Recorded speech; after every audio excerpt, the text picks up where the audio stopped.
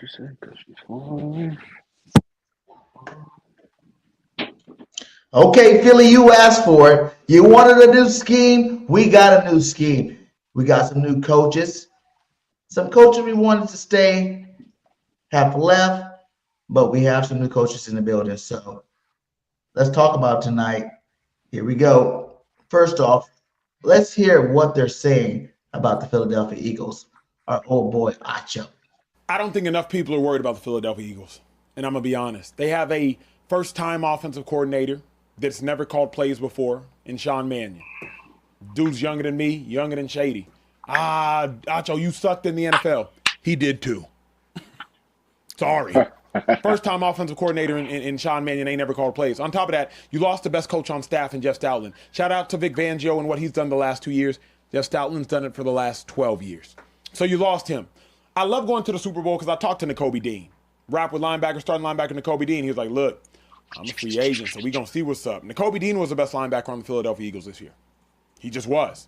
Shout out to Zach Bond. Zach Bond was an all-pro player, and Zach Bond was a really good player this year. But when N'Kobe Dean was out there, albeit he got hurt, dealt with a hamstring injury, had the knee injuries. When N'Kobe Dean was out there, he was a game changer. Go back and watch every time N'Kobe Dean blitzed. He made the offense pay. I saw Smitty at the Super Bowl. Dapped it up, chopped it up with him. I don't think – oh, and I saw Jalen Hurts. Saw Jalen at the Super Bowl, sitting in a corner by himself with sunglasses on his phone. Read nothing into that, or read everything into that. Yeah. Like, you at a party with your peers. Why you dolo? I say that to say chemistry issues, I'm not sure that the Eagles have fixed that. Play calling issues, how do we know that the Eagles have fixed that? Personnel issues, if Landon Dickerson is gone, the Eagles haven't fixed that. So personnel, play calling, and chemistry, all of those things are questioned. How about our quarterback? How about our quarterback? Your quarterback. He's a stud. He is a stud. I knew he was going to play that way. I knew it. Don't doubt him. All he does I'm is Bird win. Gang 31 and I'm fly like an eagle. Hit him low, hit him high like the Eagles. Catch me on a podcast and we only talking Eagles.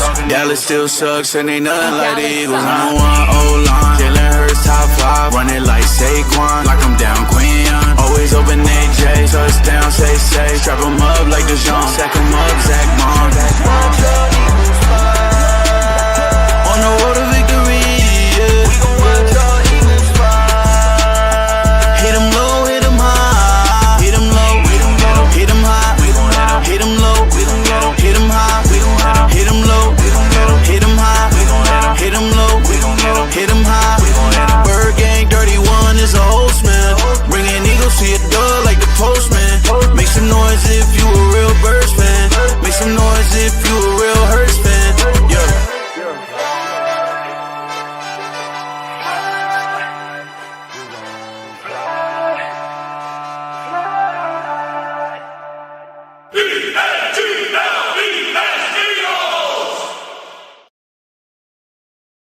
Hey.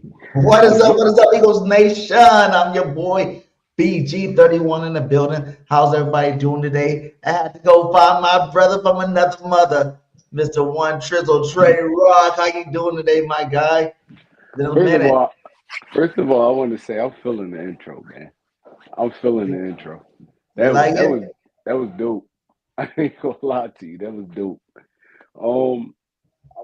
I'm good, man. I'm good, BG. You already know. Like, look, every time we link up is a movie. Let's get into it. Let's get into it, my guy. So, you watched the Super Bowl. What you think about the Super Bowl? It was low tier to me, man. I'm not even gonna lie. When I seen it like on the card, I was like, the pictures in Seattle. Seattle, in my opinion, they've been the best team wire to wire. They have full complementary offensive line, defensive line, running backs. Jackson Smith and Jigma had a Hall of Fame caliber season. They had Cooper Kupp. He'd have been in his dance all the time. Kenneth Walker, he's been one of my favorite running backs since he came into the NFL. So Seattle was full complement. They looked like the Eagles, honestly. They had everything. There was no way they can lose this game. And what played out. Like what we thought was gonna happen happened. So yeah, no, I feel like the Super Bowl was terrible. It was terrible, and no, honestly, it was terrible.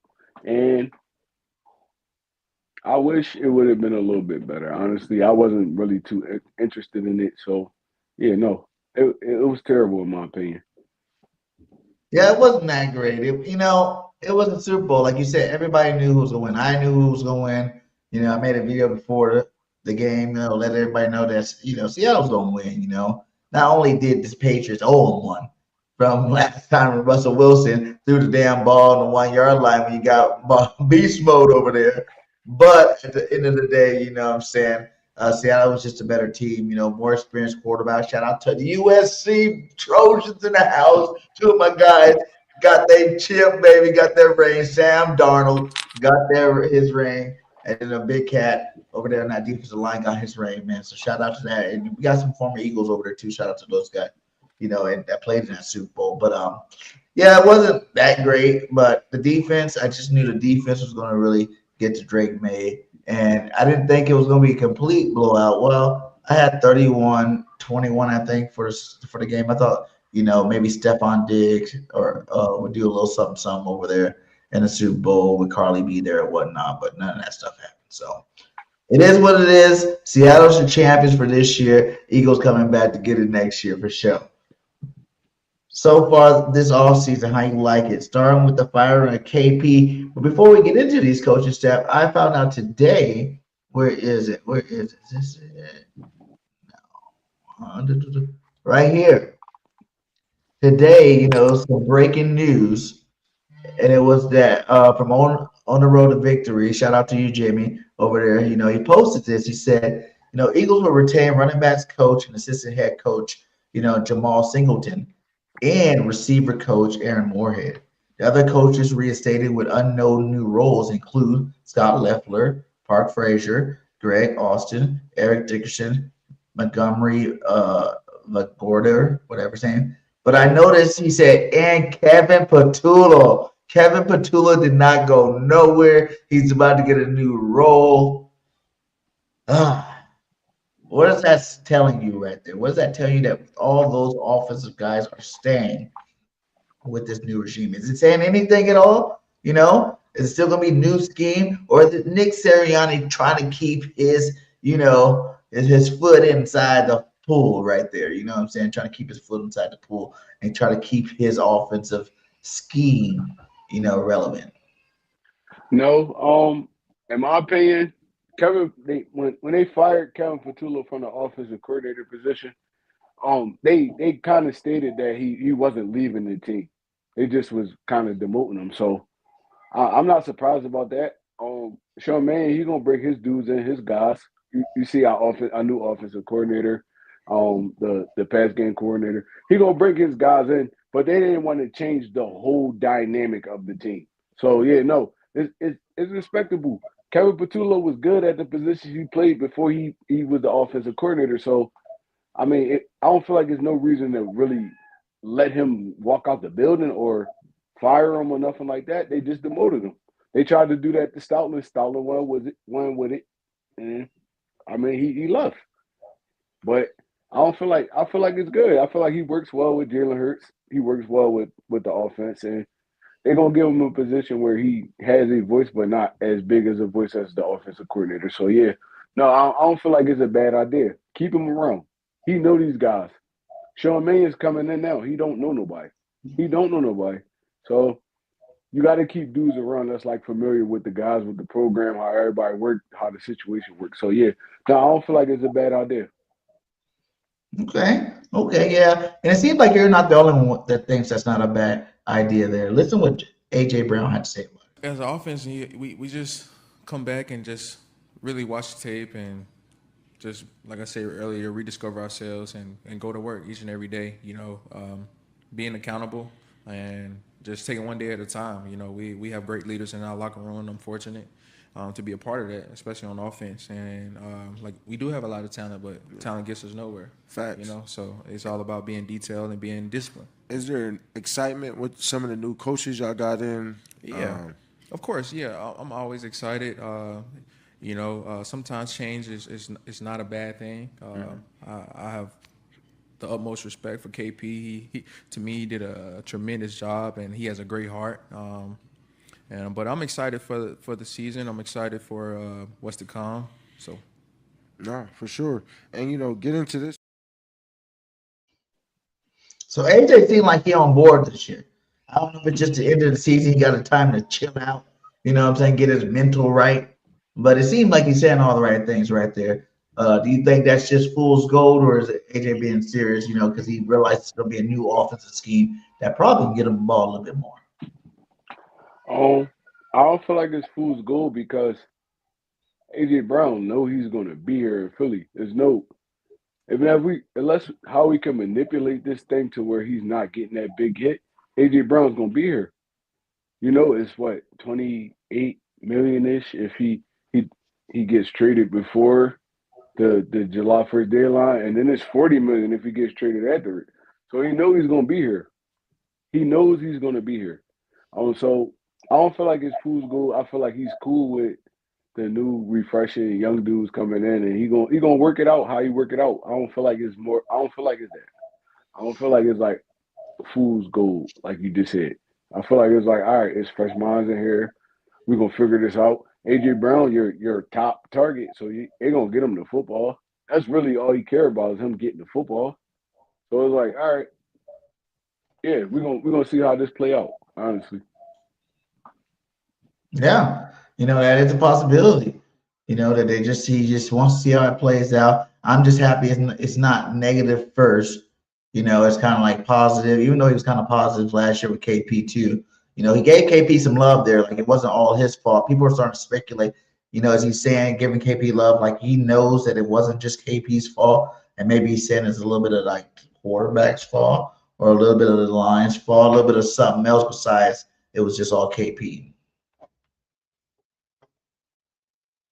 No, I don't feel like it was all Kevin Patullo. It was a mix of everything.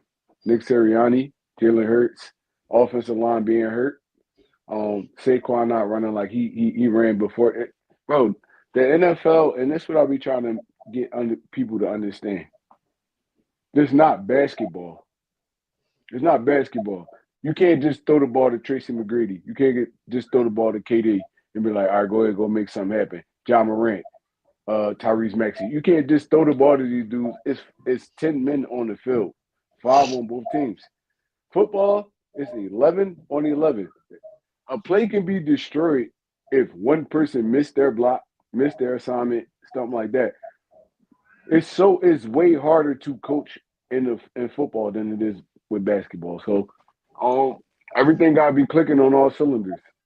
So there's a lot of people to blame for this. You can blame your head coach. You can blame Howie Roseman. You can blame Jeffrey Lurie. You can blame anybody. You can blame Stoutland. You can blame anybody because Stoutland was the run game coordinator. You can blame anybody. It's hard. It's hard in the NFL. You can't just place blame on one person. So everything got to be clicking. And if it's not going to look good, honestly, in my opinion. Yeah, I agree. Because a lot of big things, like you said, everything had a reason. I think the biggest reason was the offensive line being hurt. That's a huge thing right there. Now you even hear that Landon Dickerson might not even come back. You know what I'm saying? He's considering retirement here. I think, how do you feel about that blow? Do you think that'd be a game changer, like something that's catastrophic for this offensive line? Or do you see the Eagles now with the new offensive line coach, new scheme, probably moving another direction? Because that's the big thing. Does these players fit? Does these, especially offensive linemen fit? We're used to big mauling offensive lines, right? People that just beat up other people, big people beat up little people type offensive lines. You look at some of these guys are gone. Jason Kelsey's gone. Brooks been gone. So Becton can come back. Now the Chargers released him, but he's not here. You got Steen, that's smaller now. You got Jurgies that not too big. You got Landon Dickerson. If he retires, you're gonna have to replace that side. So do you see this offensive line even move into the Eagles drafting more, athletic but less Marlin style linemen to help fit this scheme moving forward? In my opinion, no, because Sean Mannion is more of a West Coast style Shanahan offense. So you need those big guys, the maulers in the trenches.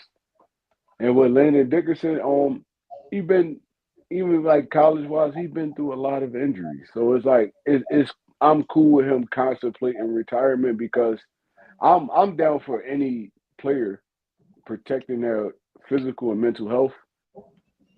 So I mean, he got his raise, all that, but I feel like it's more of a him getting healthy by the time the season comes because we did go through a grueling time where every year we was in the playoffs. Mind you, Super Bowl, playoffs, Super Bowl, playoffs. Now he got time to rest his body up. I feel like by the time fall, spring camp roll around, all that, the training camp, all that, he's gonna be okay. He just need to get his surgeries out the way, his mental health, his healing out the way, and he gonna be back with the team. Him, Jurgens, they're gonna be back. Malata, they're gonna be back. Only asterisk I have is Lane because what else does Lane Johnson have to prove? Yeah. He been a Pro Bowler his whole career, All Pro his whole career. He got 2 Super Bowls. What else does he have to prove? If his Yeah. body break it down on him, I respect him for retiring. Landon Dickerson, he's what, 27? He got a 30, 40-year-old body. Like the dude been through two ACL tears, back injury, back surgery, hip surgery, ankle surgery. It's like, Yeah. bro, after a while, it get grueling. So I respect him. If he wanted to walk away, he gave us what he needed to give us. He gave us a Super Bowl. If he wanted to walk away, that'd be fine. And I trust Howie Roseman to get us what we need to get through this season. Even if Landon not here, I trust him. So I mean, I respect Lane. I respect Landon. Y'all thinking about hanging it up. Y'all got nothing but respect for me. It's just like Stoutland. Y'all got nothing but respect for me. Y'all feel like Yeah. hanging it up? That's cool. Yeah, I get what you're saying with that, but I think they're saying like Lane probably most likely is gonna give this guy a shot. But like you said with Landon, it's like this guy's been banged up since college. We've been blessed to have him for 5 years. He's been one of the best left guards in football for 5 years. When healthy. But like they were saying, even Jason Kelsey said at the beginning of last year, he couldn't even move. What I'm saying, he came back way too early. The Eagles should have played that smarter to the vest. And let him, maybe be on like IR the first 4 weeks before even playing him. But he wanted to get out there and go out there and play. And, he wasn't the same Landon Dickerson the whole year because of it. So, like I said, I think I could see him, like you said, he got a Super Bowl, he got, Pro Bowls, he got, accolades and whatnot. But if he wants to hang it up, I can see that being, the case just for his mental health, like you said, his physical health. If he wants kids and to be able to run around and play with them, he's gonna have to stop pretty soon here anyway, because there's too much damage on them legs. You don't get new legs. You buy new legs, but you ain't getting no new legs. So he might want to be considering that, especially Stoutland was such a big influence on these guys. And what you don't realize, I just shout out to Lane for even saying that, that he's gonna give the new guy a shot, giving whoever's the new guy a shot. But all these guys been their whole career with Stoutland. What I'm saying? Like learning from Stoutland, like his scheme, his way. And now you're going a whole new direction with it, with a whole new style offense, whole new style blocking scheme, you know. And maybe some of these guys, like maybe a Dickerson might not want to deal with it because, you got to realize that this new scheme, having people pull, a lot more, you got to have, landing out there in open space a lot more, stretch block. So I was blocking a lot more. Maybe that'd be harder on his knees to the point where, maybe he won't be effective in it. And at the end of the day, we need a guy in there for sure that's going to be like, 100% moving and doing what we need him to do in this offensive line. So, do you think that's going to be a big deal come draft free agency? We got some guys on the line right now, that didn't get a chance last year with the scheme or whatnot. Maybe they fit in a lot more, that center. We had a couple of centers, did Hinton, and those tackles that we got, seeing maybe they can come in and do a lot better because it's a whole different scheme. We got, our offense ran best with a mauler run game type scheme. And I feel like now we're going to go more towards your conventional lineman that's like more athletic, getting, more in space, more pulling, more things like that going on. Yeah, with me, offensive line, I don't feel like it's gonna be a problem this year. Even if you want to bring in Hinton at center and move Jurgens over to guard, Jurgens played great at guard. This is his rookie year. I mean, you want to keep Jurgens at center, move Hinton over to guard. Like we got a lot of tools in the toolbox right now, and we're not even accounting for free agency. We're not accounting for the draft. So I mean, Howie Roseman gonna get it right. The offensive line, our offensive line, this was one of the worst years our offensive line ever had. Yeah. So he gonna get it back right. And you know his bread and butter is the trenches. Defensive line, offensive line. So we're gonna get that back right. We got the skill players to get it done. I mean, I don't So know do you what think it was game. more? Do you think like this? Like, because the way Stout left, he was mad. He was a mad situation. That's not no, he didn't even say goodbye to the Eagles in this last little press conference thing. Not press conference, but clip that he put out there. He said goodbye to the fans. He said he was one of the fans, and that was it. He said, "Love you, Jeffrey." He'll say, "Love you, Howie." You hear that it ended on rocky terms. Is that too much disrespect by the Eagles to demote this guy who's probably your best coach on your staff? And should the Eagles have tried a little harder to keep this guy in the building? Because you talk about scheme, I hear people like, well, it's a different scheme. It's a scheme that he doesn't want to run. At the end of the day, he can run any scheme. He's been in the league long enough, to coach up any scheme. So it's like, was it the demotion from being the run game coordinator to just slap in the face type thing that he wasn't down with? Because you heard, the position was offered to him and he declined it. In my opinion, he was a great offensive line coach. Run game coordinator, our run game struggled this year. And it could have been a lot of things, Nina, but our run game struggled this year. So I mean, him getting demoted, I think it was a move that had to happen because you got to think about it. The year before, we had the best run game in the NFL. but he was a Now, part of that too. now, He was a part of that, and the line wasn't hurt. I understand that, but Steen, I'm not even gonna lie, Dallas Goddard, he had his best season this year, blocking and receiving. Steen, best season this year. Lane Johnson, when he was healthy, best season this year. Mailata played like trash. Lane Dickerson played like trash. And Jurgens played like trash. Honestly, that was our downfall. We cannot run left to save our life. Right? We was cool. We cannot run left to save our life. So I'm not even gonna lie to you. Run game coordinator, that wasn't Jeff Stoutland's best asset. Offensive line coach, he's the GOAT, a dog. Yeah. I see what you're saying with that. And I was one of the guys last year, like, hey, we're blaming this, we're blaming that person. We should be blaming, Stout a little bit about this. He is the run game coordinator. He is the offensive line coach. The offensive line is trash this year. And it was possibly the worst. I'm not saying that they're bad players per se individually, but it's probably the worst offensive line play we've seen in a long time in Philadelphia was this year due to injuries. So it was like, okay, well, if these guys are, 50%, why are you still playing them? When you could be putting some of these young cats in, and maybe somebody that's 100% that's going to give full effort might not know all the plays, but at least they're in there 100%, blocking. Because, Saquon had the most behind the line of scrimmage tackles on them this year than he ever did before. And it wasn't nice. It wasn't nice out there.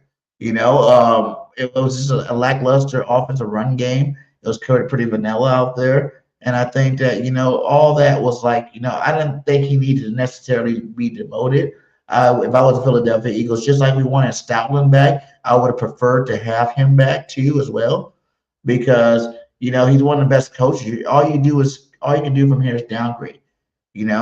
I know how I was like, well, Stoutland did it for 12 years. Vic did it for 2 years. Vic's been a good coach his whole damn career. You know what I'm saying? Like it's not like he just did it for 2 years. 2 years it was the number one defense. Number one defense toward the end of the season last year. But he's always been a good defensive-minded coach who has a huge coaching tree. So that was understandable. But like how we wanted him back, I feel like Stoutland deserved the same respect. Maybe even not even took the title away. If you wanted to add some people in there, to put their opinions in on it, what I'm saying, to help push him, then maybe do it that way. But I would have think the Eagles would have came with a little bit more respect towards him. But it seems like they want a total revamp of this offense. They want completely different offense. They want some, completely different that's never been seen by Philadelphia. It's more the McVay, Shanahan, type Kubiak type offenses. And I think, we asked for it, Philadelphia. We asked for it. We wanted something new. We've been wanting something new since Nick's been in the game, and we got it now. You know what I'm saying? We got it. Now it's like you can't be 100% mad from what you see. You got to kind of accept it and wait and see because this is our new offensive line coach. Let's hear about him right now. Breaking news, the Eagles have hired a new offensive line coach, former Vikings O-line coach Chris Cooper, hired by the Eagles per Zach Berman. It's not spelled like Cooper, like hanging with Mr. Cooper or Cooper DeJean. It's Kuper. And because I'm not well-versed in former offensive line coaches, I'm not sure. But let me give you a little something here. He was the fifth-round pick, 161st overall in the 2006 draft by the Denver Broncos. He played from 2006 to 2013. He's from Alaska. The one thing I will say from the early reading up on this guy, he was not retained by the Vikings after this season. Okay. And this is from Eagles Wire. Minnesota ranked 32nd in pressure rate allowed in the interior 3 of the last 4 seasons, including under Cooper this past season. So what could possibly go wrong with this hire? I mean, you obviously had to go get that guy.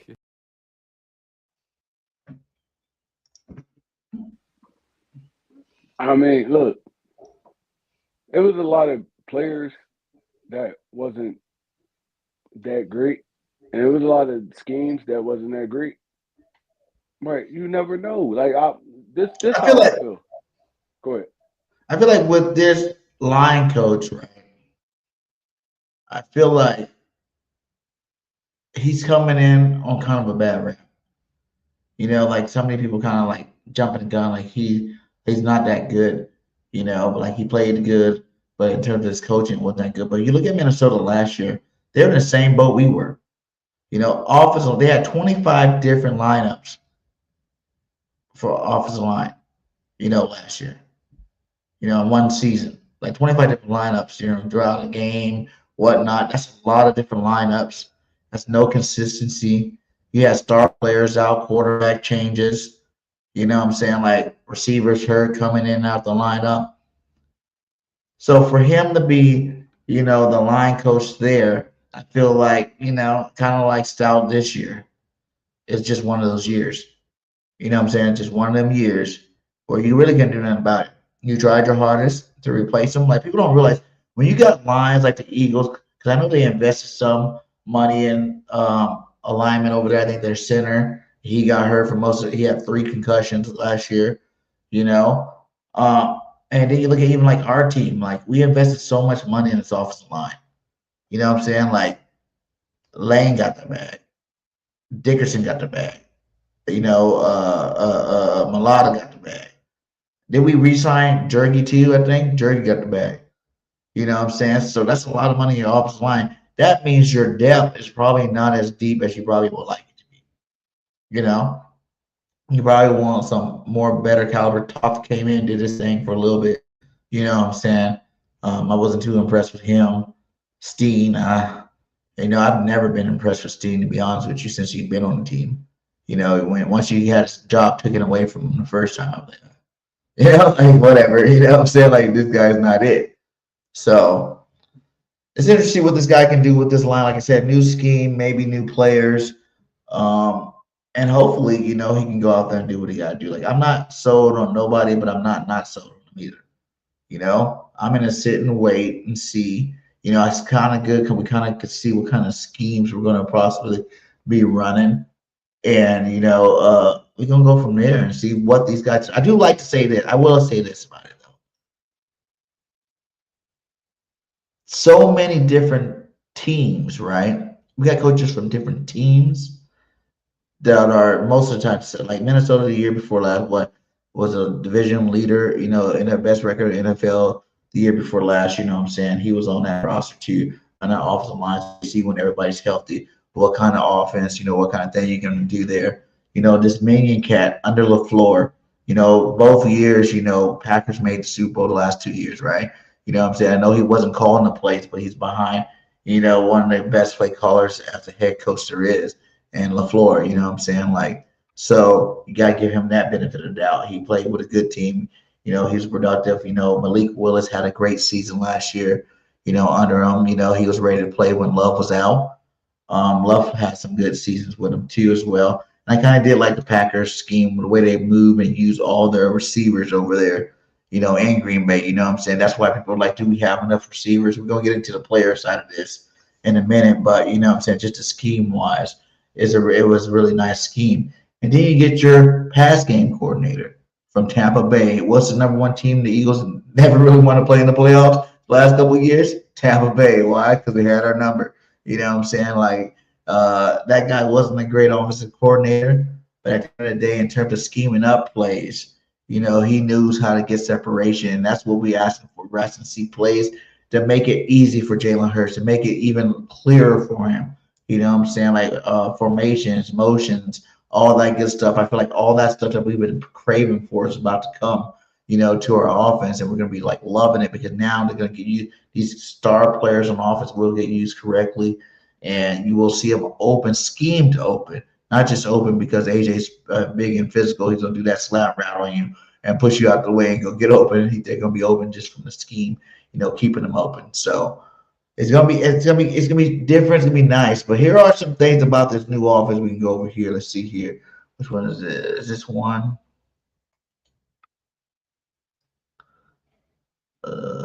No. I gotta go all the way back up here. Okay, here we go. Let's see here. That's 4. I'm tripping. Sorry about that, guy. It did not upload in the right count, so we gotta go. We're gonna go to some things here. That's 2.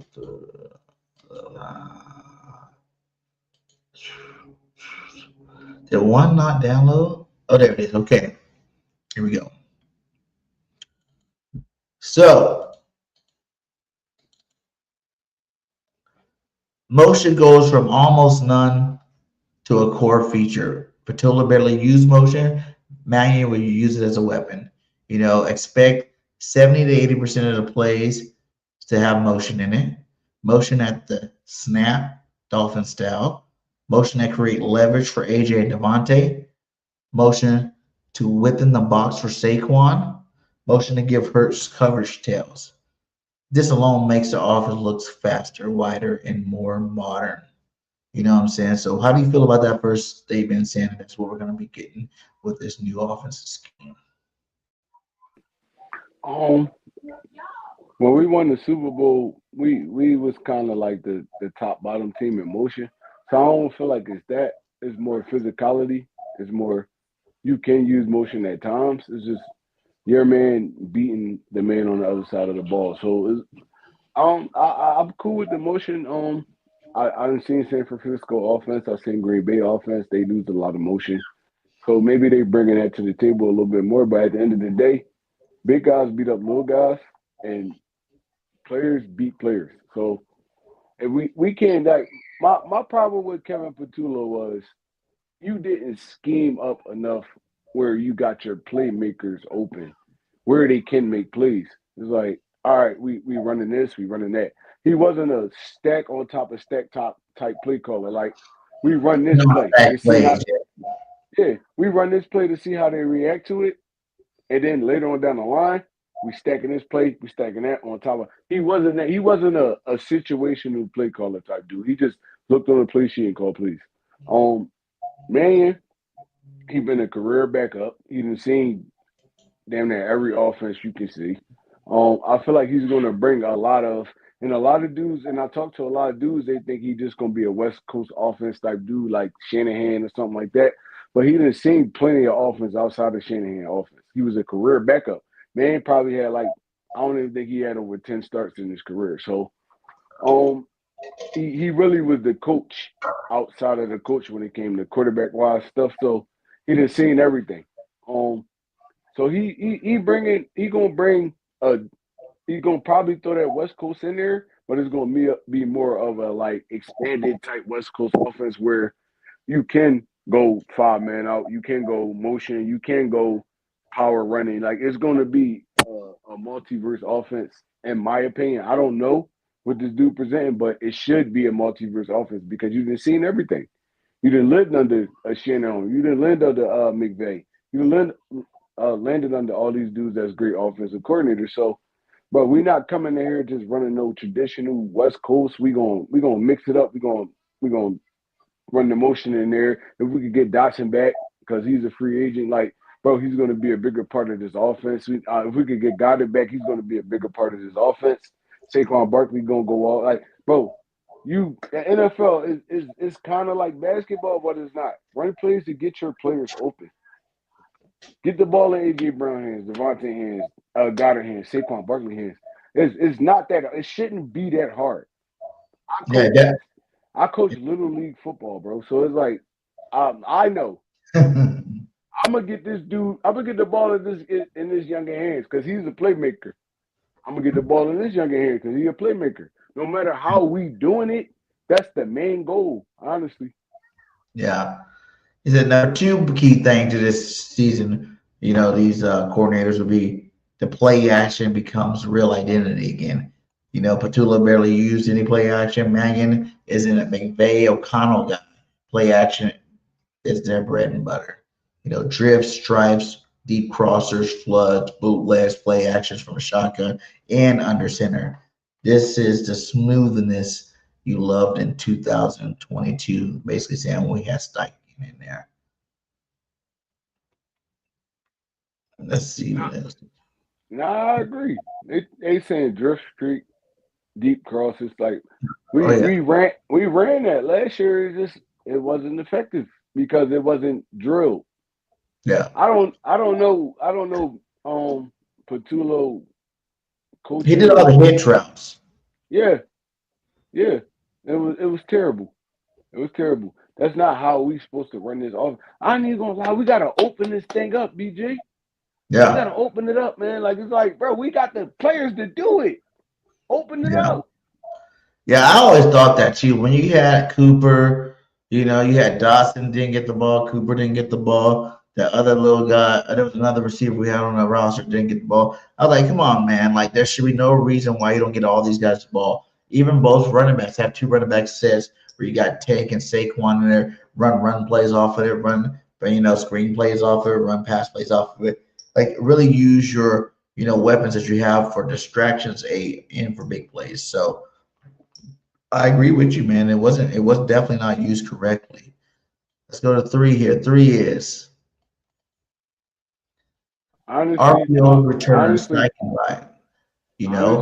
I feel like our offense should have been like that Rams offense with Marshall Faulk, Torrey Holt, Isaac Bruce. Greatest show on turf. I was like, no, it should have been greatest show on turf type offense. We got the dudes to do it.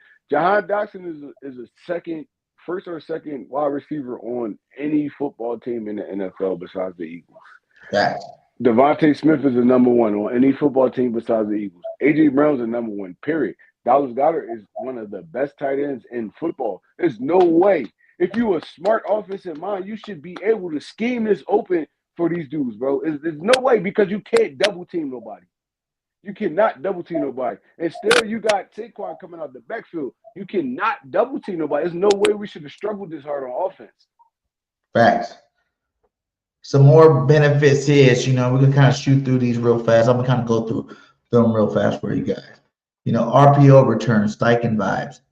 Patola barely used the RPO. Mannion and Grizzard will bring them back. Glance, stick, bubbles, flat, orbit RPOs, counter RPOs, slants and flats. Hurts become more dangerous again because he gets easy throws.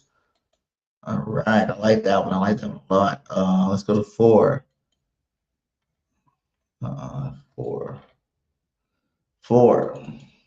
Shotgun will be the base, not under center. You know, we kind of push for the shotgun to be the base. I mean, we kind of push for under center to be the base. Well, shotgun will probably be the base again for Jalen Hurts, which he played. I don't know. The offense played a little good when they were under center because it wasn't so vanilla, but he also won a Super Bowl from shotgun. So I do think giving him more space to help him be able to see the field more would be a lot better. You know what I'm saying? So it says you saw under center in a Shrine Bowl because it was simple for an All-Star game. The real NFL offense would be 65% to 70% shotgun, 30 to 35% under center. Perfect modern balance. Okay. Okay. I like one too. Let's go. 5. Receiver zone run game returns. Brings his run game Saquon was born for.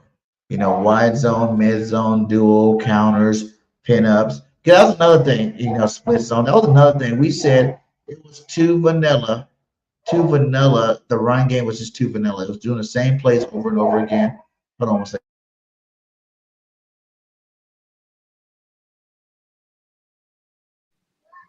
You can hear me?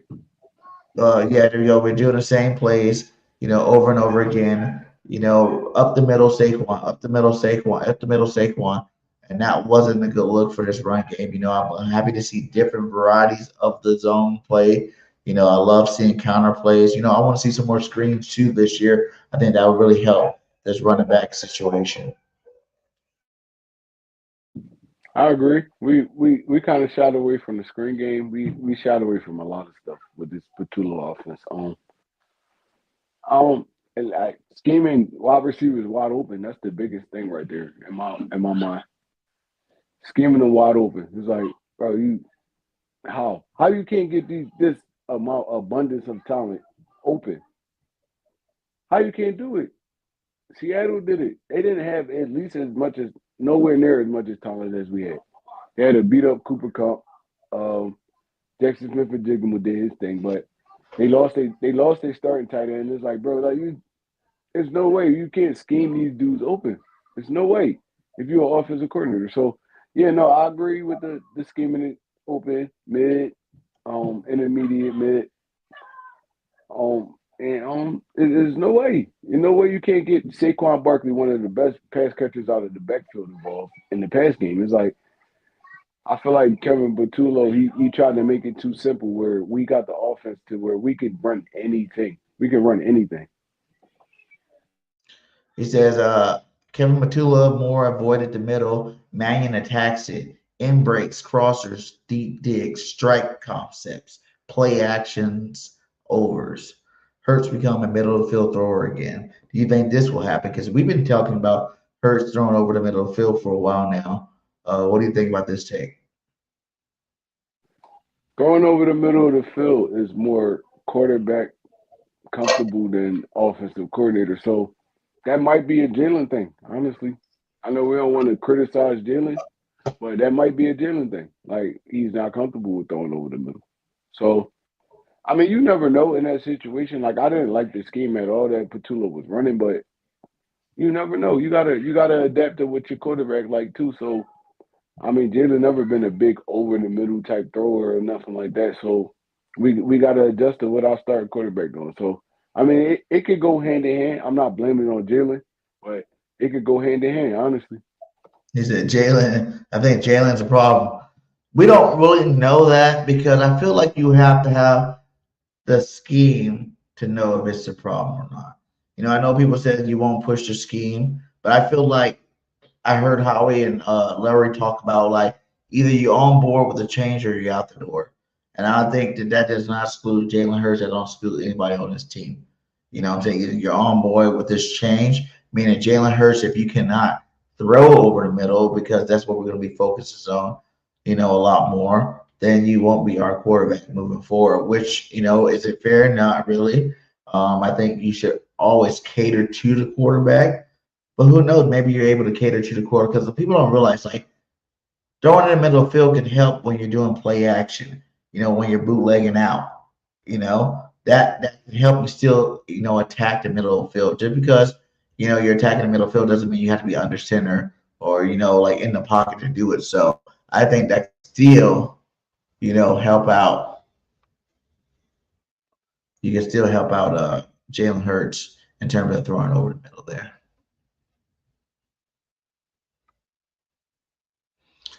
He said, please change the title because we don't need to hear anything about what Walmart OC and KP. I know, but I was just, telling everybody earlier, I was just mad that they kept him.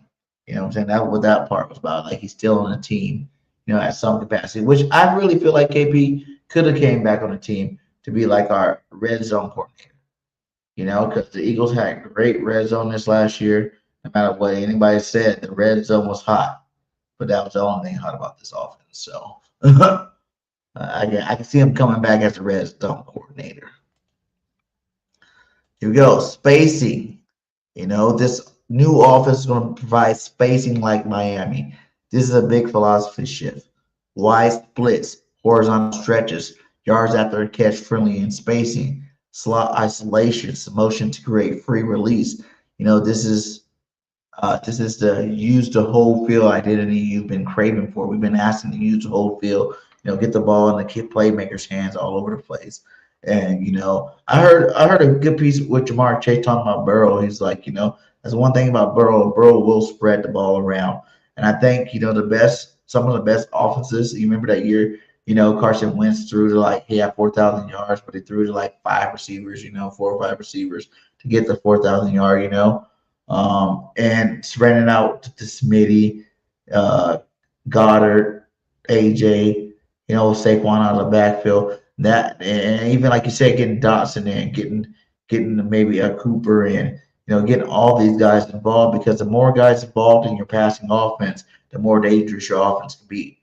That's what I feel like KP didn't realize. A, he didn't know how to scheme his best offensive players into the game. But B is he didn't understand that if all these guys are catching the football, that makes your offense that much easier for you to call because everybody, you can't just, pin down one player and think that you got him.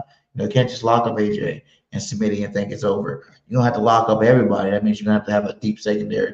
That means you're going to have, a lot. You're going to have to have a little bit more talent on that defensive side of football to be able to compete with the Eagles. So I do like these new changes coming from moving forward. Let's see what's the next one they talk about. They talk about sequencing. This is another huge thing we said he didn't do. One thing about KP, I feel like even when he was in his bag, it was only for until the other team adjusted.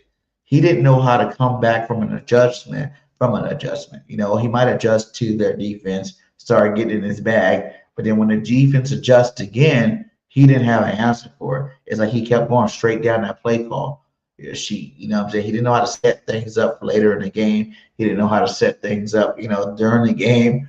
He didn't understand that concept. But kind of like he was just taking a paper, going down the paper. This is what I'm going to call blah, blah, blah, blah, blah, blah, blah. Okay, that one works good, but I'm going to keep going. You got to continue to go with what works, set up what works with other things. Even if that keeps you stuck on 5 plays in your playbook, if the defense is not stopping it, continue to do it over and over and over and over again until they stop you. We're in the NFL. Stop me, and I'm gonna keep doing it until you stop me. It should be your mindset. If you're scoring touchdowns, scoring points on these plays, keep doing them. You got millions of different formations. You got millions of different, adjustments you can make from, like I said, splits, formations, motions, all that stuff. Where you can do the same play basically 5 different times in the NFL. So that's one thing I think Kevin Patullo fell short of. So Patullo offense felt random. Mannion's sequence would be like a real OC early throws, which we said that was another big thing about Baker Mayfield when we used to play the Tampa Bay Buccaneers. Baker Mayfield would always light us up. Remember, even when Tom Brady was with the Bucs, they'd light us up because they'd get the ball out of the hands so fast. The play was created for quick throws on the mark. No matter how good your defensive line is, if you're throwing the ball in 2 seconds, no one's going to be able to get to the quarterback. You know what I'm saying? That's keeping your quarterback healthy. That's keeping your quarterback upright. And if it is bot, then hey, some of those times Jalen can run the ball. You know, it's early rhythm throws, setting up plays, constraint plays, play actions off the run looks, RPOs, you know, off the same formations. This is what makes the offense feel smooth, and this is what I think Jalen Hurts really needs to elevate to that next level. You know, because people want to see him get better, but you can't get better with subpar play calling. Let me go ahead and run through the last couple of ones here so we can get back to this talk. Is a quarterback friendly reading manual is a former quarterback. He builds the offense from a quarterback's eye. You know, defines reads, half field reads, motion indicators, play action windows, you know, cleaner projections. Hurts will look more like look more comfortable than he was in 2022. Now that would be awesome to see because he's pretty comfortable when he was almost the MVP there. What else we got on here? He says, yeah, formation varieties return. Patula predictable, man is not. You know, condensed bunch formation, spread wide, stack release, 3x1, isolation, 2x2 spacing, motion shifts. This is a defense. This makes defense hesitate. You know what I'm saying? Kind of like even when he runs the ball, the defense hesitates because of his risk in the run game. And now you're going to have some of that effect in the pass game as well. So overall here it said, this is the part that matters. Smooth like 22, wide like Miami, structured like McVay, physical like Shanahan, explosive like Steichen, balanced like a modern NFL offense. This is the most complete system Hurts has ever been in. Now they're saying this as in like it is because it possibly can be. It hasn't happened yet. I can't fully put my stamp on, okay, this is going to be the most, you know, whatever that Jalen's ever been in because we ain't seen Jalen in it yet. But from what it's saying, I can see the vision where Jeffrey and Howard is going to go with this offense. I mean, you only can see the vision when you see it, honestly. I don't know what Sean Mannion about to present or anything like that. And you know what I always tell you, BG, like the real season don't start till like week 6. Everybody trying to find their footing.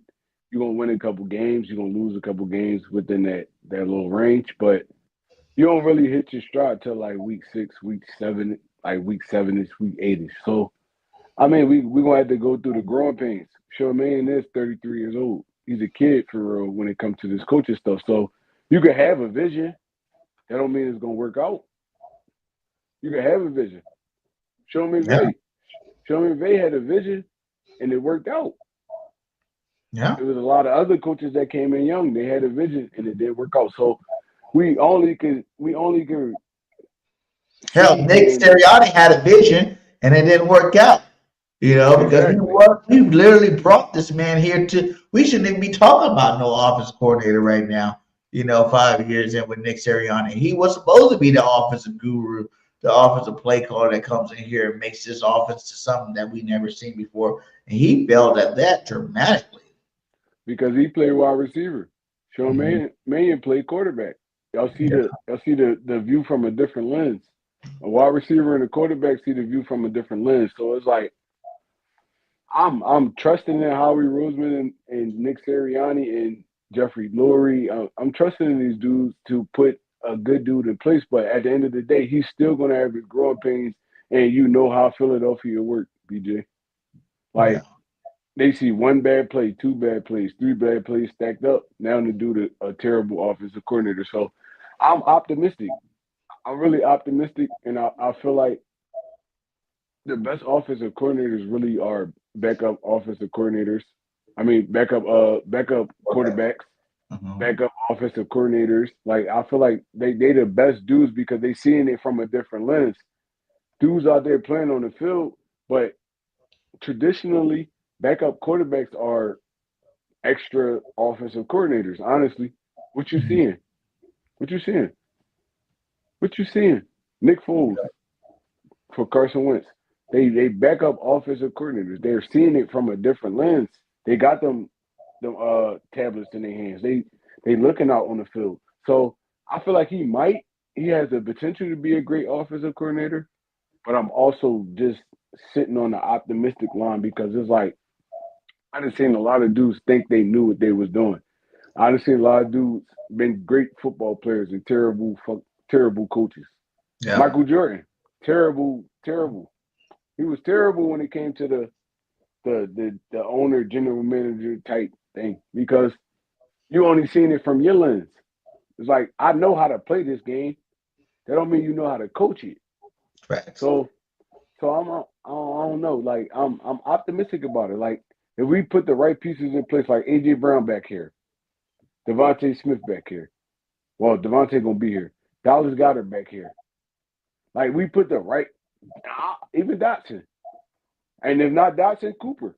Cooper gonna be back here. Johnny Wilson coming off injury. Like look, if we got the right pieces in place, we probably can do it, BG. But it's like I'm still on the straddle and the optimistic line because I didn't see him. I didn't see the dude do it. I didn't see him call plays. Are you gonna be up top? Or are you gonna be sitting on the field? Because I feel like my best offensive coordinators were up top. Steichen, all them dudes, they was up top. They seen the whole layout of the field. You're gonna be sitting down on the field where these dudes can come to you, talk to you, disrespect you, whatever they need to do, or you're gonna be sitting up top where they can't communicate with you at all. It's like, bro, you gotta look at it from different type of lenses, and I'm just optimistic. Like, look, I'm ready for the season to start. Honestly, Let's talk about this, in terms of players, because I do gotta, we're gonna talk about some free agents to see, who you think should come back, but first, when we talk about players at all, the big thing is, do you think the Eagles should keep AJ Brown? I know they're saying that he's sounding good. He seems like he's vibing, but over the last couple of years, he has been a huge distraction for this team. In terms of wanting the ball, even though I will say last year he was correct for what he was saying. But at the end of the day, you're the captain of this football team. You need to show it in a different route. You can't be pouting in the media. When you drop balls, like the playoff game, dropping all the balls, taking off in the stadium. Like not talking to reporters, not having no answers then. But when you're not getting the ball, then you got all the, you stand for the media. You want to comment about that. What I'm saying? Either you're gonna do both or you're not gonna do neither.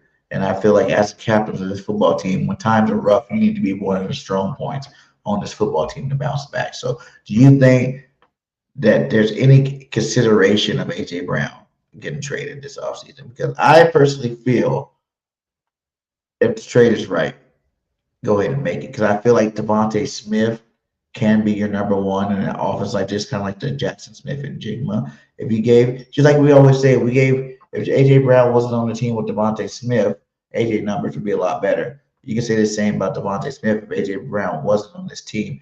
Everybody wants to talk about the rookie year when he only had 900 yards, but hey, that was the best receiver, rookie year for a receiver by the Eagles. A and B, he was still a rookie at that time. He's a polished vet right now, and he makes big plays. He's been making big plays ever since he's been here. So you give him more responsibility being that number one, and then you can re-sign a guy like Dotson, who's been begging basically for the ball. Every time Dotson last year even got a chance to get a ball, he made a play. You know what I'm saying? So I feel like he's earned it. He is, like you said, first round pick. Another guy, and that could be a great number 2 on this team. And then you got guys like Cooper that can come in and be your slot receiver. You know what I'm saying? If he develops in this offseason, you got your big guy, Wilson, who's also a great run blocking receiver. Do the Eagles even need AJ Brown? That if the price was right, you can go ahead and get rid of him this year. Because like you said, it is a hit on the salary cap, but I think they said if it's after June 1st, we can actually save $7 million. if it's at the June 1st, that's 40 mil. DJ. If it's at One the of June them is 1st. either after or before that they were saying that there's a way we can save $7 million this offseason. It might be a way, but who you getting for $7 million? But I'm not For saying $7 you have to get million, a like variable. receiver. I'm saying, like, do you think the receiving core, like, we all say Dawson shoot the ball right more? True or false? True. Okay, and when Cooper, we all seen the talent in him. He looked like a little baby AJ. Maybe he should get the ball a little bit more. And then you got Smitty who can handle the load of being your key guy. I don't think Smitty 5 years in now or 4 years in now cannot be that guy. I think he's that guy now. You can't compare him to his rookie year of being a guy with the likes of receivers like J.J. Arcega Whiteside and Jalen Reagor. You actually got if Jahan Dodson steps up, you got a good receiver number two, and you're gonna have a nice number three. Spread the ball around that might take less pressure off Jalen Hurts to get the ball to AJ. Because you see, when we start trying to get the ball to AJ, then there's a problem. You know what I'm saying? And who knows if Goddard comes back or not? Like I'm at a point where Goddard's kind of old now. He's been hurt a little bit. Last year he was healthy, sure enough. In his, uh, contract year, he's healthy. He has the most, receiving touchdowns. His blocking was all right this year. It wasn't normal Goddard blocking. But he does got something left in him. But who knows? Maybe some team wants to freaking pay this guy some big money. And I don't think the Eagles can go out there and match it, even though we don't have any tight ends now. We might have to rethink about that position.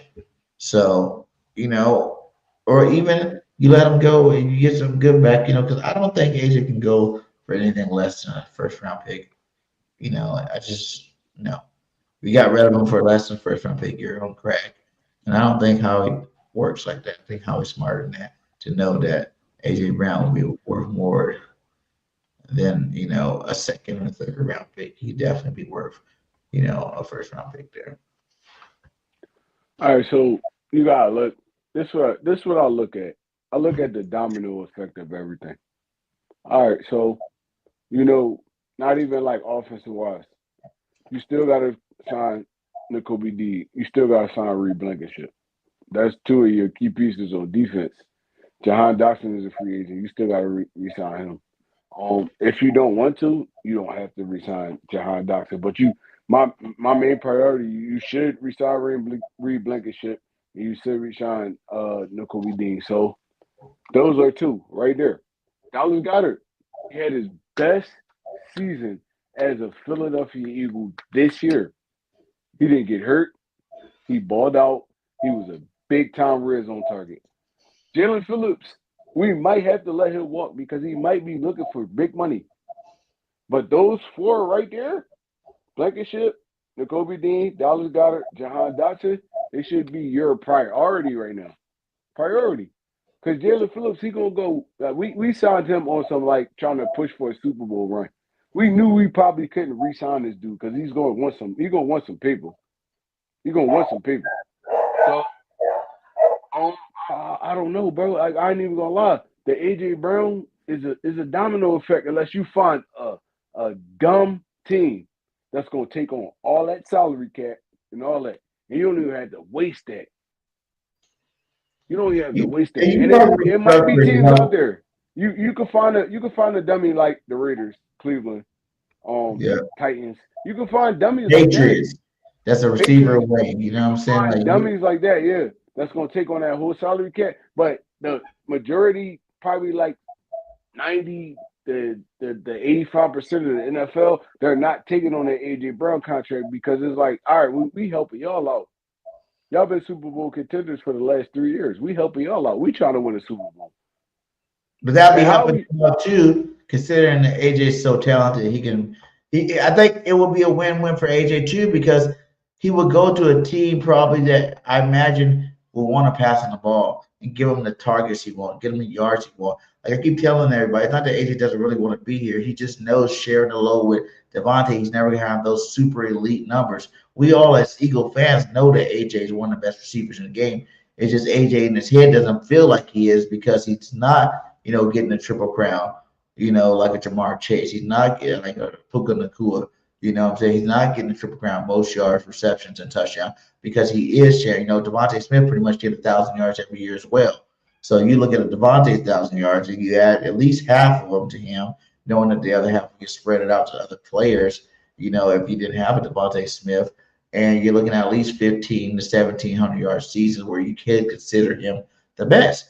And I feel like, that's just not here, man. That's just not here. AJ can help get Max Crosby. Yeah, that'd be something good too. I'd love to see that too. get a Max Crosby over here, I'm saying, for AJ Brown trade, because both of them got big salaries. So you kind of like swapping salaries, big salaries with each other. It helps, the Raiders, they don't have no receivers over there. He'll be happy because he get a million targets, probably have a new Heisman Trophy winning quarterback over there, Las Vegas. Yeah, I can see that'd be nice. That'd be nice if we do that too. I wouldn't mind doing that either. I won't be opposed to that too.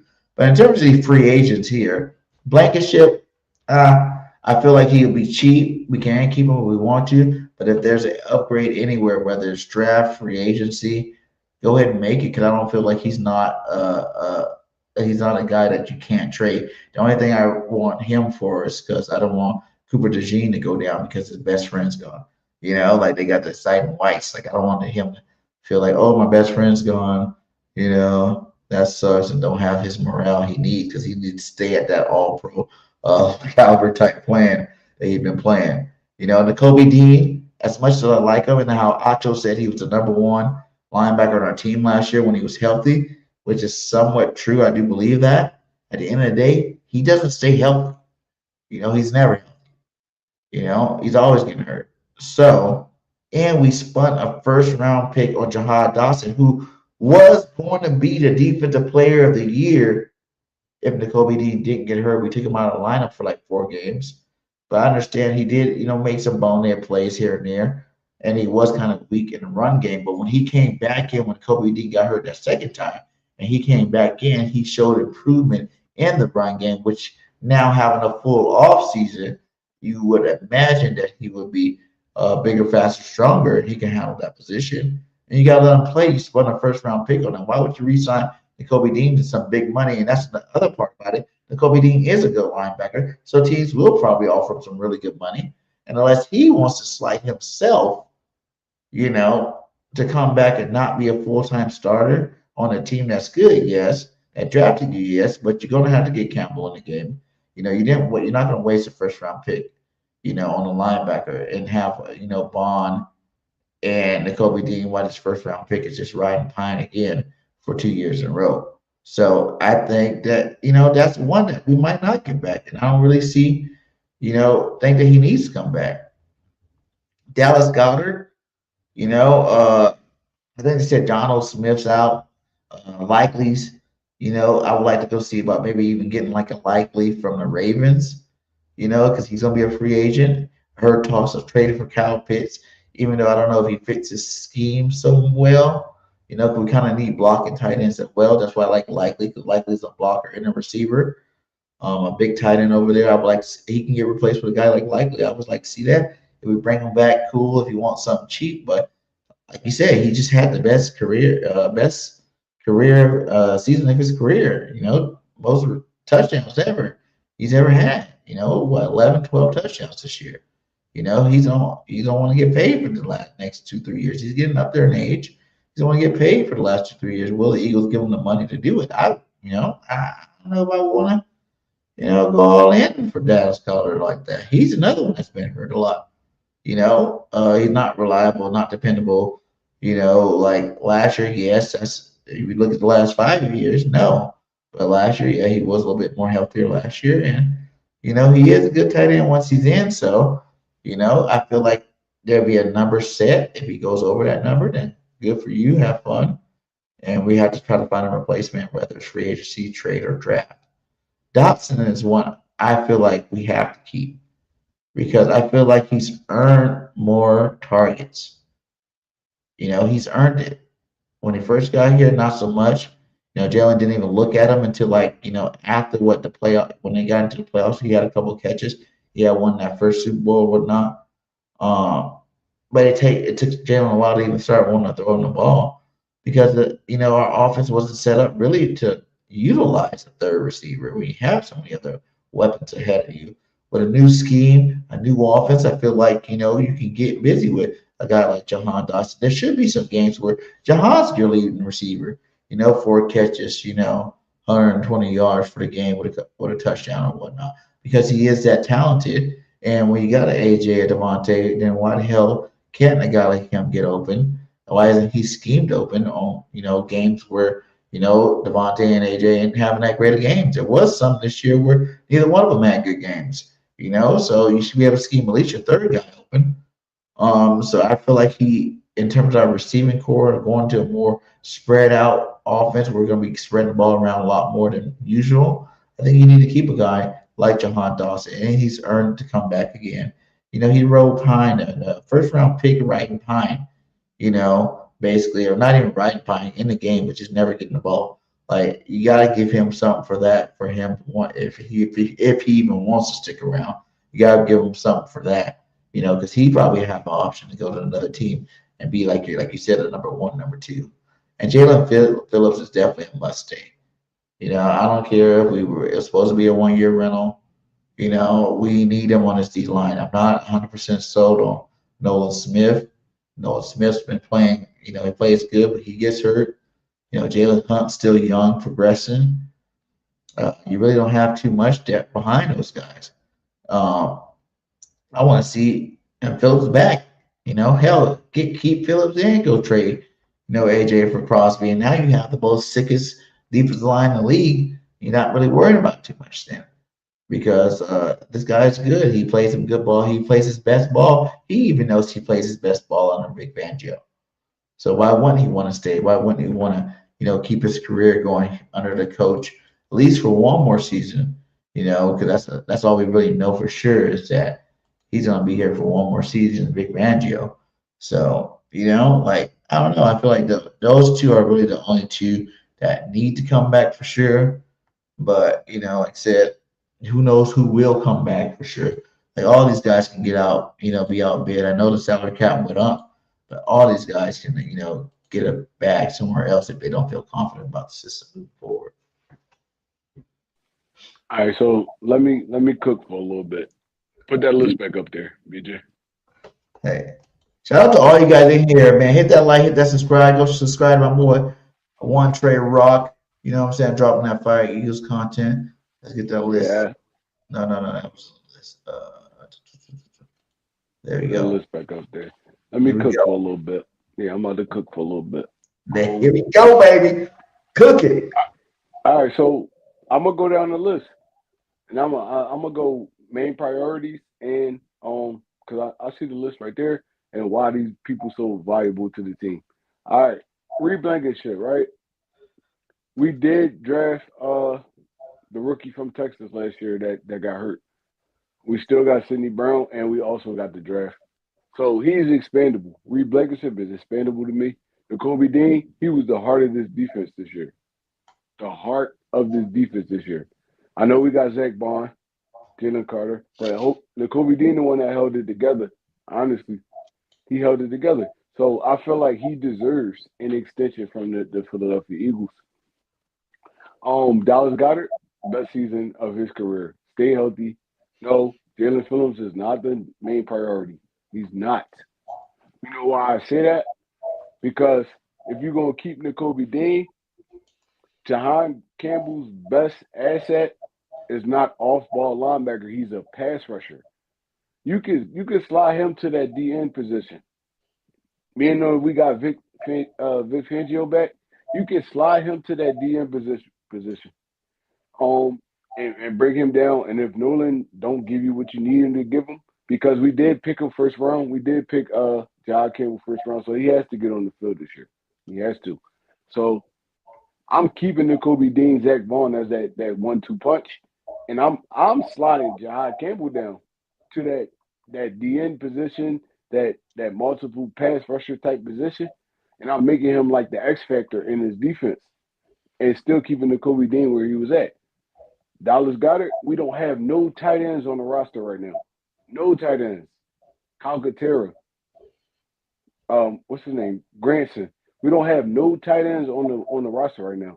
We need Dallas Goedert back unless we're gonna draft or trade for something and pick up a couple in like free agency or the draft. We don't have no sturdy tight ends. Jahan Dotson, honestly, in my opinion, if we keep A.J. Brown, he can go because we didn't use him to his capacity this year anyway. Jalen Phillips was an asset.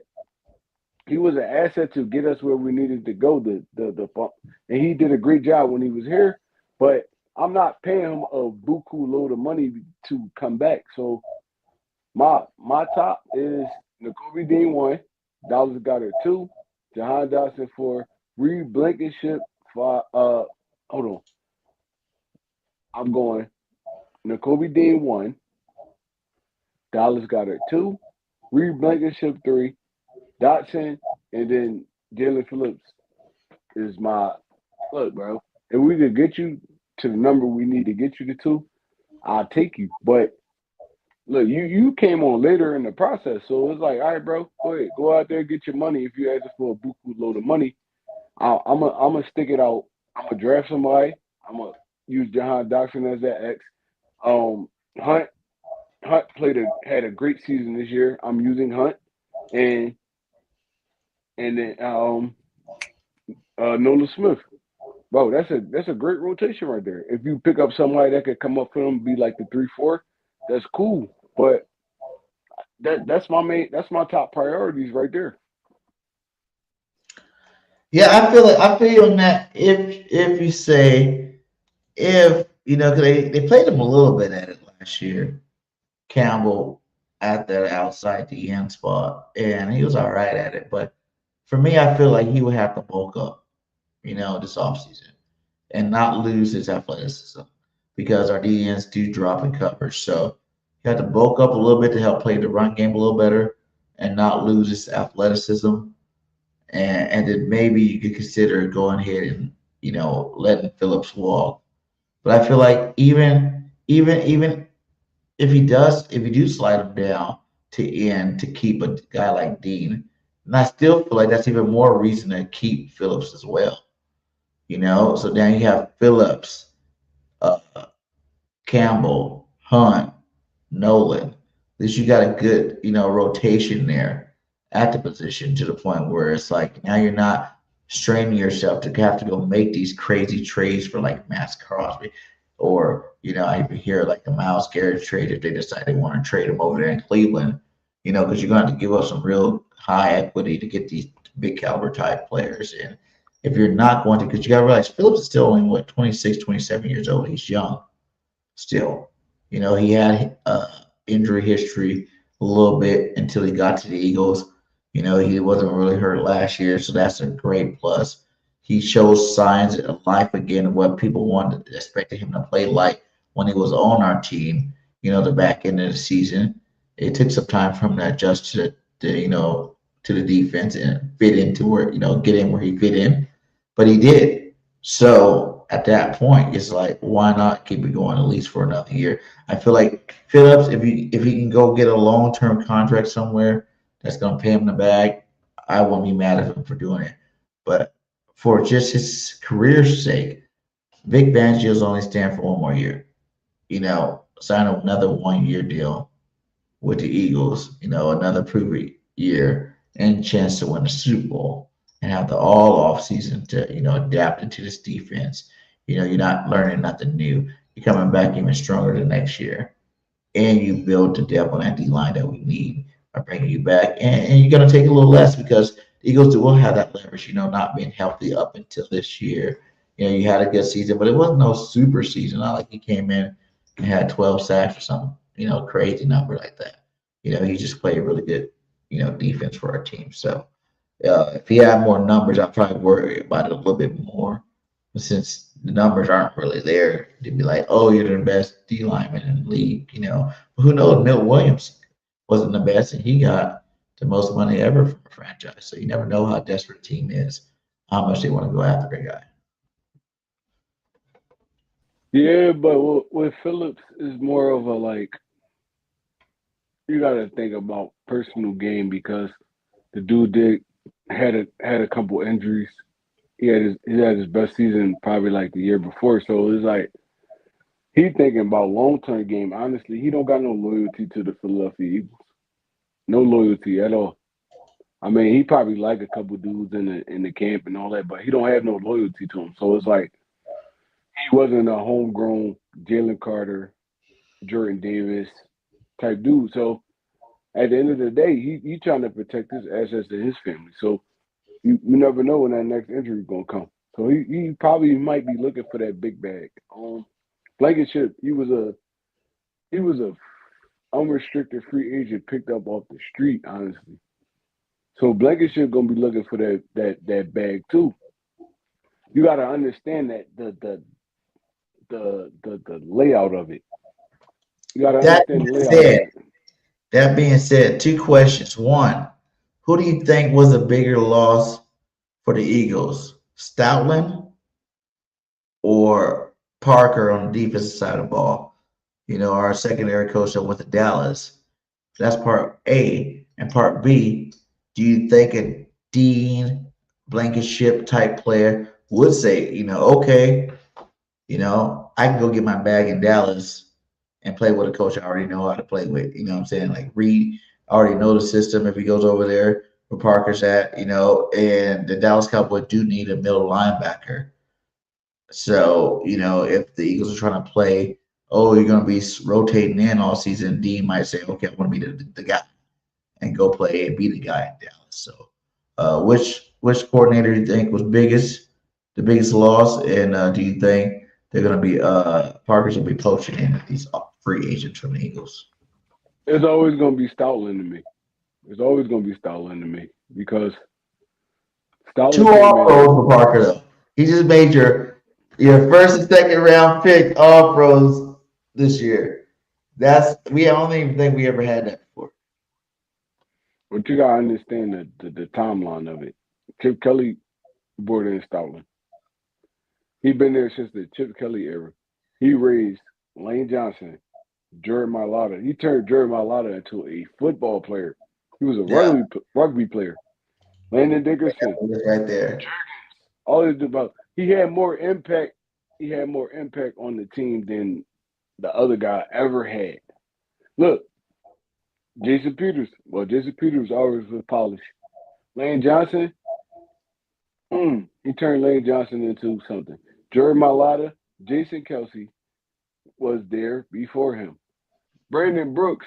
Brandon Brooks was coming off two major injuries before we won that Super Bowl. Big V. Big V got paid. He got paid off of Jeff Stoutland. Evan Memphis, he got paid off of Jeff Stoutland. Alvin Sayamalu, paid off of Jeff Stoutland. Wisniewski, he went to Kansas City. He had a great career. Ty Hermans. Ty Hermans was terrible. We hated Ty Hermans in Philadelphia before Stoutland. Herbig was a roundabout backup. Landon Dickerson, he was a great player before he got here, but Stoutland elevated. Look at this list, BJ. I don't even gotta go down the whole line. Look at this. Mekhi Becton. Mekhi Becton was on his way out the league before he got to Stoutland, and he got paid. Now back on his way out the league. He got paid with it. It don't matter. He protected his assets and his family, and he got paid with the Chargers big time. Fred Johnson, he back in Philly. Where he was at? He went to Jacksonville. He said, "Oh no, I gotta get back with Stoutland. He back to Philly." Bro, he had more impact on these dudes than anybody in the league. Honestly, BJ. Now But come on, bro. You're a football guy, BJ. I get that too, but I do can see, Parker did. We were always talking about people developing our cornerbacks and our secondary. I think Parker's the only coach we've ever had to develop DBs that we've ever had. Who did he develop though? Coop came in great. Quinyon came in great. Who did he develop? Blankenship, Makuba came in strong, and yeah, even though Makuba was trash this year. Makuba was trash this year, bro. He was huh? trash this year, bro. Makuba was trash this year. He was I getting don't beat. trash. He was getting beat like an African drum in coverage, like an African drum. But he led our team in interceptions too. He has he's a ball hawk. He made some rookie mistakes, yeah, but he's a ball hawk. And then the whole point, like, yeah, Cooper, Opportunist more than the ball hawk. Opportunist more than the and ball hawk. and Cooper and Q, yeah, they were good. Yeah, everybody knew they were gonna be ballers. But even they admit like they wouldn't be that good without him. You know what I'm saying? Like he helped them out a lot there. And I think the other side is that too. They're so great too because you gotta go against AJ and Smitty all the time. So that's two great receivers to help polish you up. But You know, And now we're making sense. Now we making sense. Yeah, they came in great. Cooper DeJean came in great. Quayon Mitchell came in great. So is that coaching or is that them? I guess we'll see because he's a defensive coordinator. He got a defensive coordinator job for him. You know, we're gonna see what happens with it. You know, salute to you, my guy. Do you think Stalin coaches this year, or you think he's gonna take the year off? And you know, 'cause I really think he should even. You know, Alabama needs some help. You know, their football team needs some help out there. Maybe you go revisit that Alabama days because if the coach sucks again this year, you could be the next head coach to be Stalin. You know, at Alabama as the next coach. So I think he might reconsider that. 'Cause I think what was it, a year or two ago, right? He was actually considering going back to Bama. Remember? And he was real close to going back with Nick Saban, but I think Nick left or whatnot, and he ended up staying with the Eagles. So maybe this is that transition over to Alabama where he can become like a head coach and get respected the way he needs to before it's too late. So man, it's gonna be a fun offseason. Do you think, you know, like if you're drafting and free agency, because that's obviously gonna, you know, free agents gonna tell what we're gonna do in the draft. But looking at this roster, besides offensive linemen, you know, what is, you know, as it's constructed right now, what will be your first, you know, three positions, you know, in the draft or free agency with like big time free agents, not like just a fit the mold type free agent? You know, what will be your biggest three positions? First of all, I'm hitting up AJ Brown camp once the combine and all that come around. Bro, what you doing? You in? You out? Yeah. That's going to determine what we do in this hope because we don't want that cap to take up everything. Yeah. We already got a solid team, so we get right with AJ Brown. After that, I'm going secondary pass rush. Boom. I'm cool with that. Offensive line, offensive line, offensive line. We got to get at least three sturdy offensive linemen in this situation because we don't know the future of Landon Dickerson, Jurgens, Lane Johnson. We got to get these dudes right. And going into free agency, trying to get an offensive lineman is going to be expensive as heck. So, yeah, no. I feel like he about to play. He about to play this right, man. I trust the dude. The last 3 years, I trusted this dude to do what he do. So, and we got a boatload of picks in this draft this year. So, my top priority three picks is offensive line. We got to go secondary, even if they don't touch the field as much as we want them to, because we got to keep that pipeline alive. And defensive line. You can't go wrong with defensive line. Yeah. I say free agency from the way it's constructed right now. I think you need to go. I want to go free agency for the defensive end and safety. You know, I think we got enough young cats on this football team. If you want to play the let them develop game, you got guys like Andre Sam who plays some football with us. You know, like you say, you still got Sidney Brown, you know, on the roster right now. So it's like if you're gonna play that, go get, you know, a guy that you think can start, you know, or give really high competition at the safety spot. You know, even if you don't bring back Blankenship, or even if you do bring back Blankenship, go get a nice guy, a nice safety over there. And then I want you to go pick up, you know, a defensive end. You know, a defensive end that's, you know, like I said, not a young guy, a bona fide one. Whether it's a trade for Crosby, you know, or whether it's just a really good, you know, free agent. You know, I don't know. I'm not sure on the list. I have to go check that out, see what the defensive ends on that list. I'm pretty sure there's going to be a couple of them. There's a couple of pass rushers every year that's on the free agent list. So, you know, if you don't get Phillips back, which I think that should be the move there, just go ahead and get your free agent defensive end and have Phillips come back. I think he'd be cheaper than trying to go after a Crosby or one of these big cats you got to make a trade for because once they get here, they're going to be worth too much. And then the draft comp, and, you know, I think we got 4 in the top 100. So first round pick lineman, you know, get back to that because I think the last couple of years we've been going defense. So, and our defense has gotten a lot better because of it. But it's time to go focus back on what we started on, and that's offensive line. Go get yourself an offensive lineman or two, maybe one in the first, because we got two in the third. So one in the first, one in the third, with those middle two, one being tight end, and the other one being another linebacker. You never can have too many linebackers because the defensive line, if you keep Phillips, it's going to be pretty decent there. You can get another defensive lineman like project piece, in a fourth round, something like that. You know what I'm saying? That you can come throw in the mix with these guys, see what they can do. But other than that, I think that should be the priority though. Get Phillips back, get a safety, then leave the receiver, offensive line, tight end type thing for the draft. Go pick up some of these guys, these nice young bucks. Because you did it on the defense side. You got youth and younger on the defense side. Now we're one of the youngest defenses, but one of the best defenses. So kind of like recreate your offense that way. Let's go get an offensive lineman that's a stud in that first round. Maybe one get pushed down the board, whether it's that guard or tackle. And then, go get yourself a tight end. You might not be able to get the guy from Oregon who I want, unless he drops. If he drops in that first round to the Eagles pick, then you go get that motherfucker ASAP. You go get him. He's a big boy, big physical tight end. That thing that can help this offense out right immediately, and he can let Dallas Goedert go. But it's gonna be a fun off season, man. Nevertheless, before we get out there here, I wanted to go over a couple other things. What was left on the docket here tonight? Oh, a question, right? I got a couple questions for you, Trey.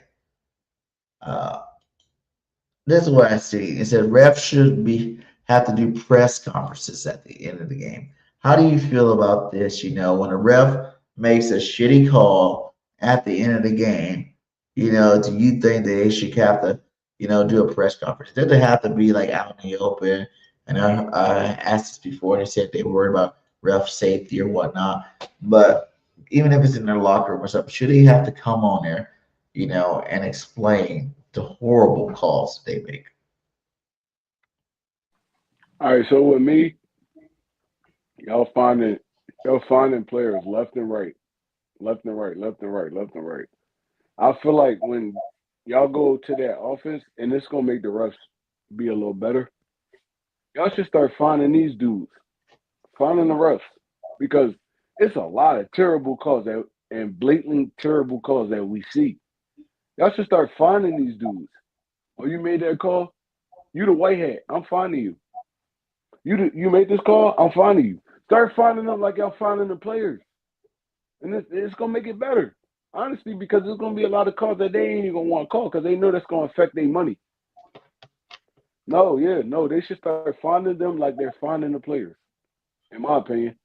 What about the press conference part? Nah, you don't got to do no press conference. No, we're going to find you. We're going to go back. We're gonna run them tapes back, and we're gonna find you. You don't gotta do no press. What we want to talk to a ref for? There's no reason for a ref to have a press. Accountability. No, find them. Find them. I do like to find them though. That'll be good too. Find them so they can stop being on bullcrap, bro. Because there's a lot of games that refs affected this year. Yeah. A lot of games. Start right. Finding them, taking their money, charging them to the game. Yeah, no, find them dudes, bro.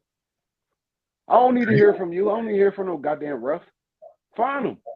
Facts. I like it.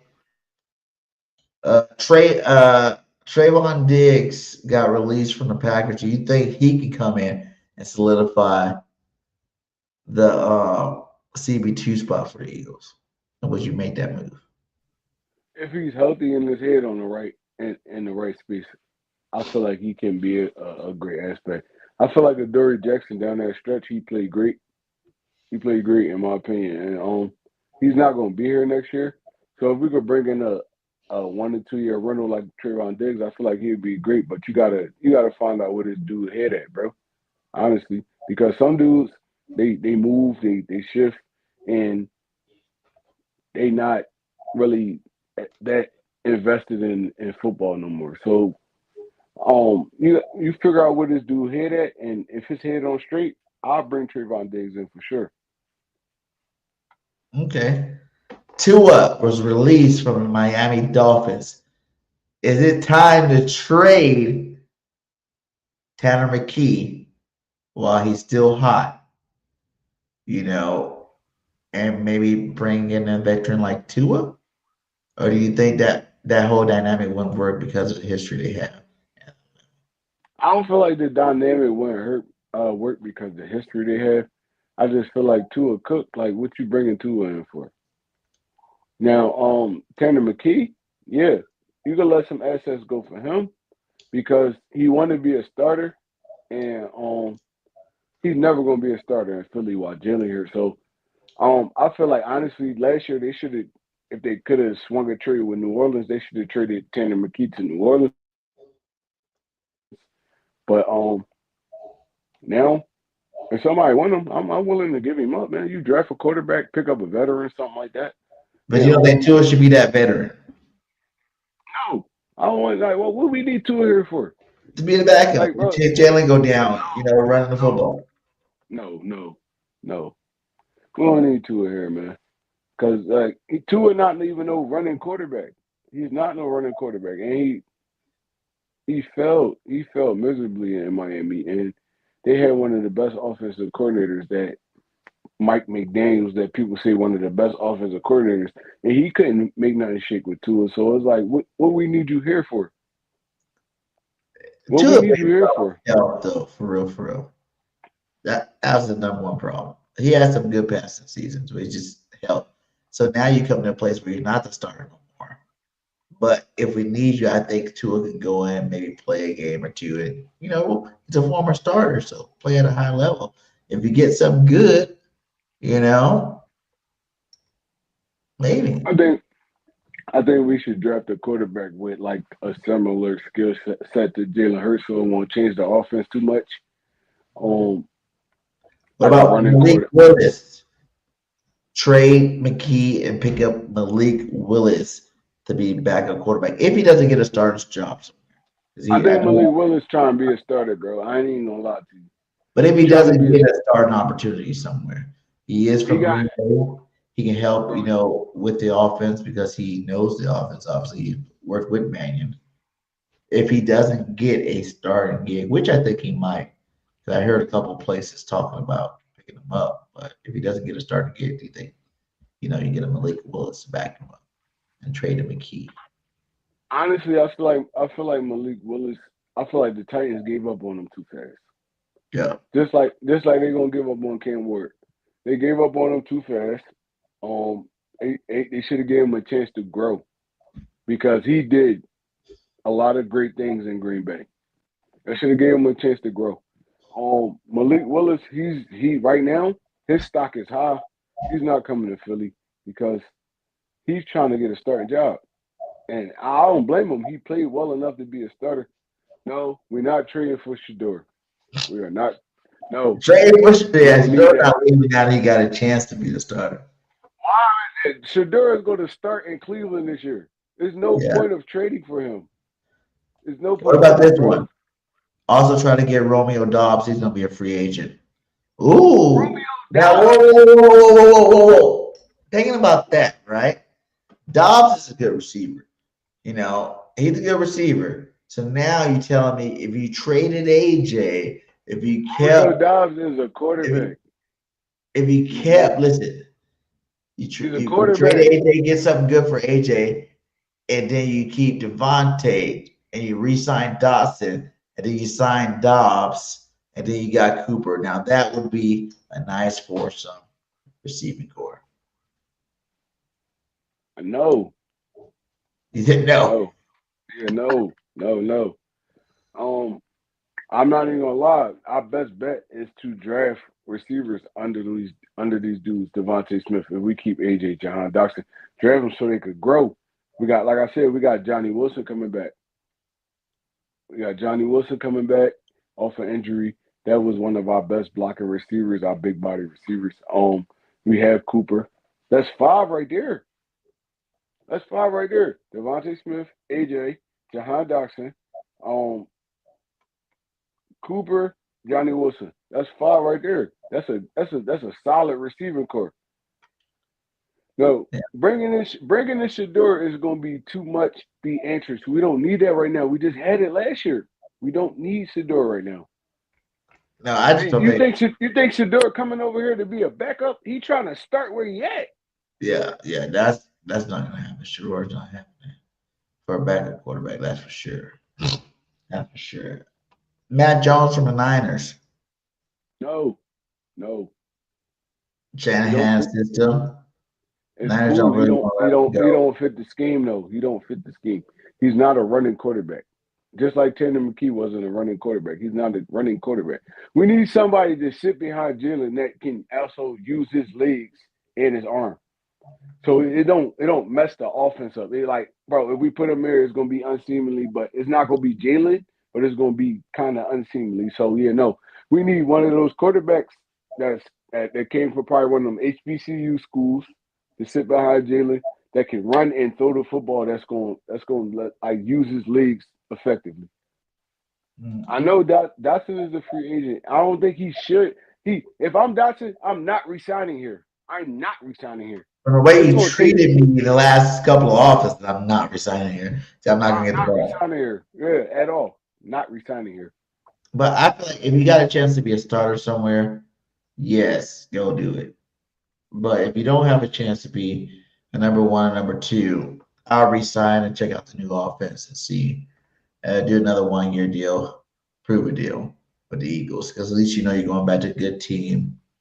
You know, the scheme's just set up for more receptions to come your way with a new scheme. So that's what I say about that Yeah, one. hopefully. But we can't live off hopefully because, like I said, Jahan Dotson is a number one, number two on any other football team. So if I'm Jahan Dotson, I'm not coming back here. Y'all treated me wrong the last 2 years. The last 2 years, I'm not coming Yeah, back because here. I think, damn, you threw me the ball a total of 14 times in 2 years, and I'm a number one pick. See, that's the reason why I feel like if you change the system, you're gonna be faster more. You should try to hook them up and bring them back and give them some love because Nah, y'all should get younger receivers that's gonna fit into the scheme because Jahan Dotson, bro, he's a veteran. He came from Washington. He was the number one at Washington. man, He I came all like the way down. it. I'm He really digressed all the way down to like the number 4 or 5 is option. And I'm not staying here. I'm going somewhere where they're gonna get me the football. Y'all tripping. I'm a wide receiver. I have an ego just like everybody else.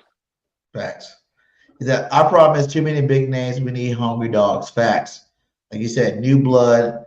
They don't have the name yet. Let them earn their name. Be hungry dogs on this football team and go earn it. Like kind of like Cooper does when he was in there.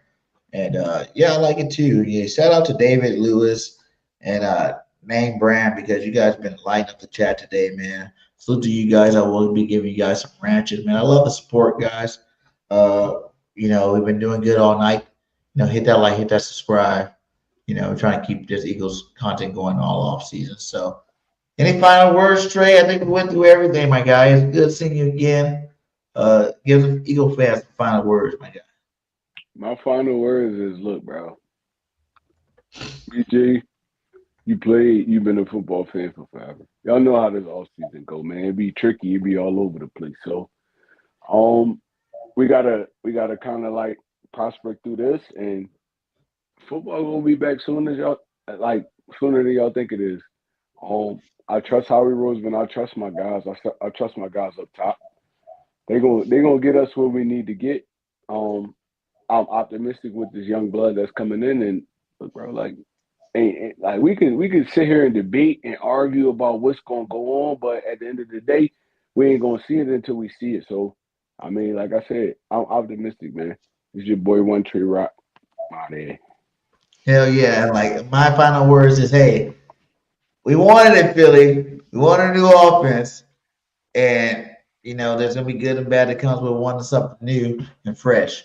We missed out on one of the best coaches of all time because of it. But, we have some new perspective that we're hoping that we can see in this offense. So, like you said, we got to sit back and wait, see what happens in free agency, the draft. Our main thing, see what happens with AJ and some of these big free agents on this team. I'm happy the salary cap did go up, give Howie a little bit more wiggle room to work his magic. But salary cap going up also means contract goes up as well.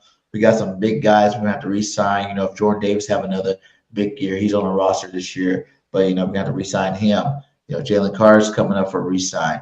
Cooper DeJean, Quinyon Mitchell. So we got some big ballers in the near future, even though every year it should go up by $25 million. But like I said, contracts will be going up. We're going to see what happens this offseason, man. I think, the Eagles are going all in on being different. You know what I'm saying? I feel like they're going all in on being different. It can be, the best move in the world. It can be the shittiest move in the world where obviously look even worse. Like the floor can look like it did last year, but worse because you're trying too much stuff and now you got a bunch of more turnovers. Or it can be, sky's the limit and we finally get the offense ready to show up turf type thing. Or we can just be somewhere in the middle. Like I said, you don't need a number one offense to win a Super Bowl. You know what I'm saying? The only thing, I would like to see them do is continue to, keep that ball security a little bit in mind with a Jalen Hurts because that does help win football games. Look at Seattle winning Super Bowl, being very conservative, but, attacking when you can attack type style to win that Super Bowl. So, we got a long off season, guys. It just started. We definitely going to keep all the content rolling. I'll give my boy One Trade Rock a hand, man. Definitely want to get him back on the show some more. We got to do some more collabs, man. It was good. It's been a while. And like I always say at the end of my videos, fly, Eagles, fly, and go Birds. We out. Peace. How about our quarterback? How about our quarterback? I'm your quarterback. He's a stud. He is a stud. I knew he was going to play that way. I knew it. Don't doubt him. All he does I'm is bird win. game 31 and I'm fly like an eagle. Hit him low, hit him high like the Eagles. Catch me on a podcast and we only talking Eagles. Dallas still sucks and ain't nothing like